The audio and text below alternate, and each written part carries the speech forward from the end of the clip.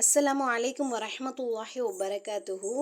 இன்றைக்கி நம்ம பார்க்க இருக்கிறது சக்தி வாய்ந்த 5 திக்ர்கள். இந்த 5 திக்ர்கள் ஓதுறதுனால என்ன சிறப்பு அப்படிங்கிறதையும் பார்ப்போம் இன்ஷா அல்லாஹ்.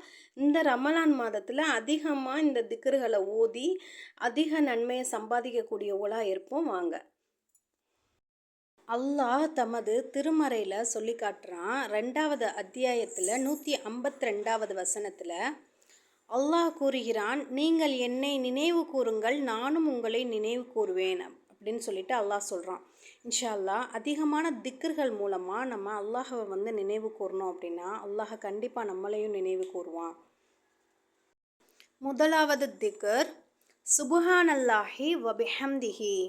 இதன் பொருள் அல்லாஹ் பரிசுத்தமானவன், அவனுக்கே புகழ் அனைத்தும்.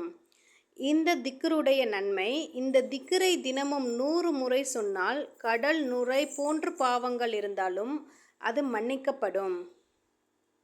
இரண்டாவது திக்ர் லா இலாஹ இல்லா அன்த சுப்ஹானக இன்னி குன்து மினல் ஸாலிமீன்.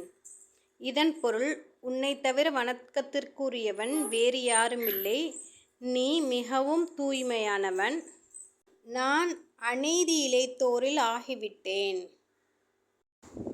இந்த திக்ருடைய நன்மை, துன்னூன் மீனுடையவர் நபி யூனுஸ் அலைஹிவஸல்லம் அவர்கள் மீனுடைய வயிற்றினுள் இருந்த நேரத்தில் அல்லாஹ்விடம் அவர் செய்த பிரார்த்தனையான லா இலாஹ இல்லா அன்த சுப்ஹானக இன்னி குன்து மினல் ஸாலிமீன், உன்னை தவிர வணக்கத்துக்குரியவன் வேறு யாருமில்லை, நீ தூயவன், நான் அநீதி இழைத்தோரில் ஆகிவிட்டேன் என்பதை கூறி எந்த ஒரு முஸ்லிமாவது பிரார்த்தித்தால் அல்லாஹ் அந்த பிரார்த்தனையை ஏற்றுக்கொள்ளாமல் இருப்பதில்லை என்று அல்லாஹ்வின் தூதர் ஸல்லல்லாஹு அலைஹி வஸல்லம் அவர்கள் கூறினார்கள்.